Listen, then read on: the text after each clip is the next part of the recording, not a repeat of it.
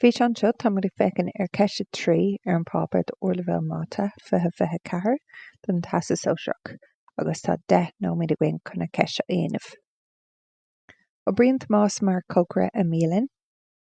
Cuid A. Sa tábla híos taispeántar na hórnta an chloig i dtitbrigh sé deire seachtaine amháin. Is é €15 in aghaidh na hóra an bun fá atá aige.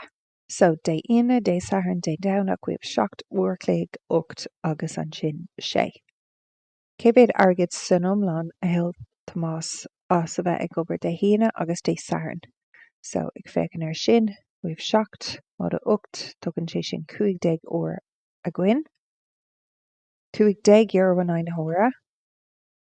So an sin €15 €90 in aghaidh na hóra. So $90 fá €15.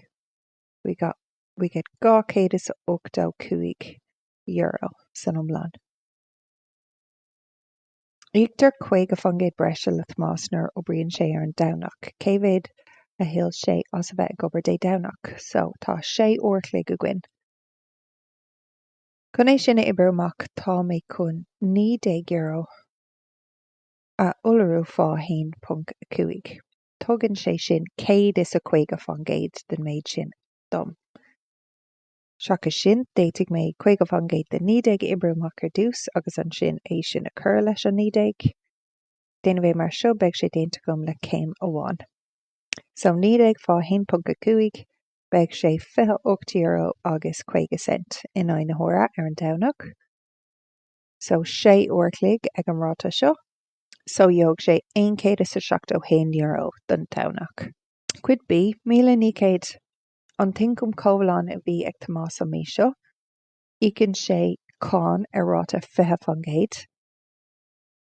So we have an pá iomlán an sin. An sin 350 an creidmheas Cáinach míosúil atá aige.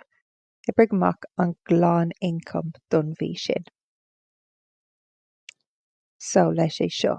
Again, 50 tá mé cin é sin a scríb mar $0.2. Nád? No fiú $0.2. So an sin is féile mé sin a úsáid ar an uairmháin. Níos mó ná slí amháin chun 50 ibre amach, but sin an bailach an bhfuil úsáid go miniu. So we'll have our €1,900 fá $0.2. Tugann sé sin €380 dún don Cáin. Ach is é sin ribh an creidmheas Cáinach. So sin an méid nach bhfuil le íoc. So we have 380 lúda 350 agus sin €67 50 cent. So sin an Cáin atá le íoc. So chun críocha chuir leis, we have our 1,900 lúda 67 50. So sin €1,832 agus 50 cent. So sin an glan ioncaim, sin an ioncaim nuair rud é go bhfuil an Cáin buinte an méid sin. Cuid sí chuireann Tomás 2,500 is teach ag cúgaltas speisialta. Is é 3.2 an ráta ús in aghaidh na bliana ar an cúntas seo ar feadh 2 bliain agus ullríochttar go bliain túil é. Ní chuireann Tomás aon airgid isteach sa cúntas agus ní buine sé aon airgid amach as i gcaitheamh an 2 bliain sin. So céibhéad ús a ilfigh Tomás sa 100 bhliain. So an ráta ar dús 3.2 fan gate tá mé chun é sin ahrú an ibre sin an roinnt ar 100, so beidh sé 0.03 dó, dus chun é sin úsáid mar dacúil. So 3.2 fan gate de 2,500. So chun cuid de airgid ibre amach ullróigh mé an airgid fá an cuid atá ag tasáilúin. So we have 2,500 fá 0.03 dó. So tuairthaigh sé sin €8 dún. So sin an méid ús don 100 bhliain an sin. Ibrigh amach an sum iomlán sa cúntas in dhiaidh an 2 bhliain.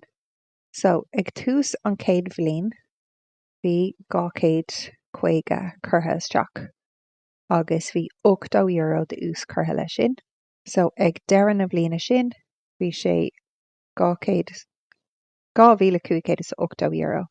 So ag tosú amach an dara bliain, bheadh an méid sin isteach sa cúntas, ní ar bhéon rud buinte nó aon airgid curtha isteach leis, mar deireann sé just sa cuid sin.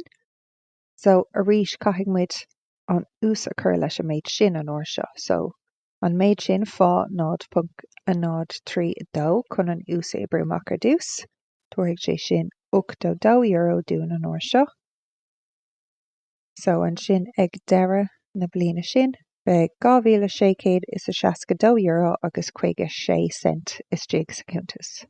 So just chun check in of an ceist críochna gcuin, oibriú amach an sum omlán sa cúntas in dhiaidh an 2 bhliain, so sin an méid a bheadh fágtha sa cúntas ag deireadh an bhliain sin. Rud bheag eile just faoin píosa sin. Rinne mé é sin le 2 céim, d'éigh mé é sin oibriú amach a céim amháin. So ag tógáil an méid airgid sin, bheadh mé ann 103.2 fangéid oibriú amach mar seo. So ag tús na bliana sa dara bhliain, bhí 2,508, dá mar rud é go raibh mé ann ag iarraidh just an méid ag deireadh na bliana sin oibriú amach, bheadh mé ann é sin ollú fá 1.032 agus tuairfidh sé sin an méid omlán sin dom ag an deireadh an sin comá. Agus sin é don ceist sin.